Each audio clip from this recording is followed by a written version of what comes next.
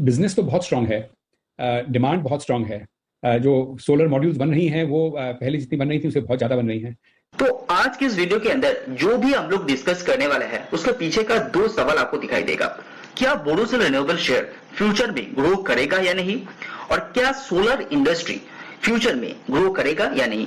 Basically ये Indian solar industry की मैं बात करने वाला हूं। तो चलिए जान लेते हैं कि बोरोसिल फ्यूचर में कैसा करेगा और सोलर इंडस्ट्री में इंडिया के अंदर लॉन्ग टर्म में कैसा करेगा।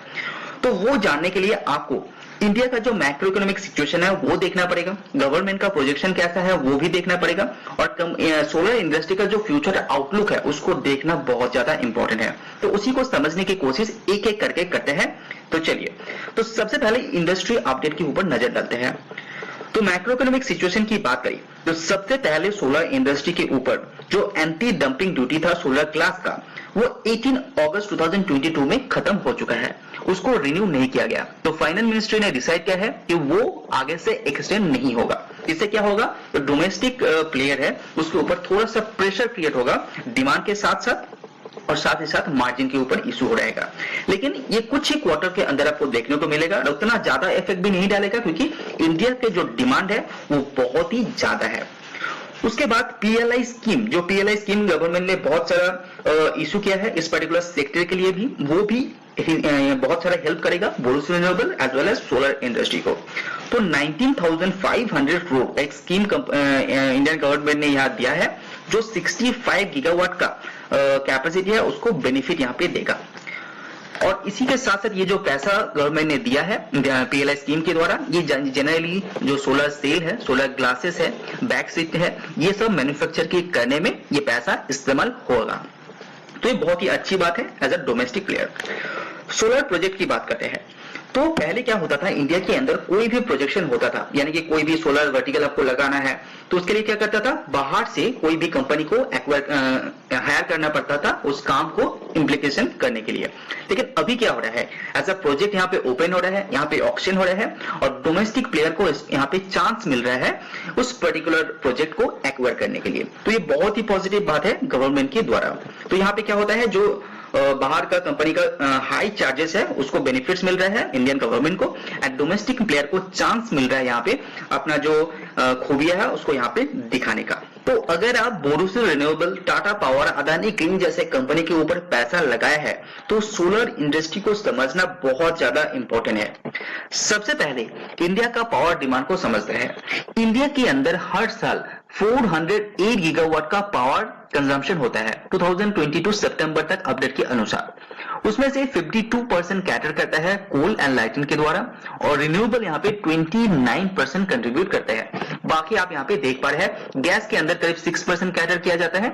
वो टारगेट है 2025 तक इसको 15% तक ले जाने का कोशिश यहाँ पे इंडियन गवर्नमेंट कर रहा है। ओके, तो 118 गीगावाट के अंदर जो 29% रिन्यूएबल कंट्रीब्यूट करते हैं उसमें से करीब करीब आपका 60.8 गीगावाट यहाँ पे सपोर्ट करता है इंडियन सोलर इंडस्ट्री। ओके, अभी 118 से 60.8 गीगावाट जो कंप्लीशन करता है उसका जो परसेंटेज है वो है 51.5%, यानी कि रिन्यूएबल सेक्टर यहाँ पे ग्रो करेगा तो without solar industry which is impossible. तो 51% यहाँ पे कंट्रीब्यूट करते हैं सोलर इंडस्ट्री, और ये टिल सितंबर 2022 तक। और ऐसा एक्सपेक्टेड किया जा रहा है कि इंडियन गवर्नमेंट के द्वारा बताया गया है कि ये टारगेट 2022 एंड तक 175 गीगावाट होने वाला है। उसमें से 100 गीगावाट जो सपोर्ट देगा वो सोलर इंडस्ट्री देगा। तो अभी कितना है 60.8, और ये बढ़ने वाला है कितना 100 गीगावाट तक इन 2022, ऐसा इंडियन गवर्नमेंट का कहना है। और फाइनेंशियल ईयर 2022 में यानी कि लास्ट ईयर 13.9 गीगावाट का सोलर पावर इंस्टॉल ऑलरेडी हो चुका है। तो ये अच्छी बात है। और ये सोलर इंडस्ट्री का जो ग्रोथ है ये 2030 तक 300 गीगावाट तक पहुंचने वाला है, ऐसा भी गवर्नमेंट का कहना है। और डोमेस्टिक प्रोडक्शन बहुत ज्यादा हेल्प कर रहा है इंडस्ट्री को इतना फास्ट ग्रो होने में, जो 13.9 गीगावाट कंप्लीशन करके दिया है। और ऐसा अंदाजा लगाया जा रहा है कि इस ईयर भी ये जो टारगेट है उसको रिकॉर्ड ब्रेक करने वाला है। ये कुछ आउटलुक दिखाई दे रहे हैं जो सोलर इंडस्ट्री के लिए बहुत ही पॉजिटिव है। नीचे आप देख पा रहे हैं कि किस तरह से सोलर इंडस्ट्री यहाँ पे ग्रो हो रहा है। जैसे कि 2019 में 6.5 कंप्लीट किया था, 6.4, 5.5, लेकिन 22 में ये जंप होके 13.9 गीगावाट कंप्लीट किया है। तो ये जो ग्रोथ है ये तेजी पकड़ रहा है और पिछले 6 महीने में 6.80 और आगे आने वाले 6 महीने में इसको भी क्रॉस करके जाने वाला है, ऐसा मानना है। Subscribe now and press the bell icon. तो अभी बात करते हैं कि सोलर इंडस्ट्री का कुछ ग्रोथ ड्राइवर्स के बारे में, जिसे पता चलेगा कि सोलर इंडस्ट्री फ्यूचर में कैसा करेगा। सबसे पहले जो नेशनल सोलर मिशन उसके बारे में, तो 25 गीगावाट का एनुअली कंप्लीशन होगा, तब जाके 2030 तक जो 300 गीगावाट का कंप्लीशन है वो करके दे पाएगा। तो 2022 में कितना हुआ था, 13.9 गीगावाट के आसपास, और इंडियन गवर्नमेंट को कितना करना है, एनुअली 25 गीगावाट, तब जाके ये जो टारगेट है इसको अचीव कर पाएगा। तो ये दिमाग में रखना है कि किस तरह से ये ग्रोथ होने वाला है। ओके, उसके बाद दूसरा जो एक स्कीम है यानी कि प्रोजेक्शन चल रहा है यहाँ पे, वो है कुसुम प्रोग्राम। तो इंडियन गवर्नमेंट ने यहाँ पे इनिशिएटिव लिया है कुसुम प्रोग्राम के द्वारा कि 2030 तक 110 गीगावाट यहाँ पे जो सोलर पंप एंड ग्रिड है उसको यहाँ पे पूरा करने वाला है। तो 2022 में कितना था, 30.8 गीगावाट। तो ये इंस्टॉलेशन प्रोसेस भी बहुत तेजी से बढ़ रहा है और ऐसा फैक्ट है कि आप खेत में जाके देख पाएंगे कि बहुत सारा सोलर पंप अभी लग चुका है और ये ग्रोथ और भी तेजी से होने वाला है, ऐसा इंडियन गवर्नमेंट का यहाँ पे कहना है।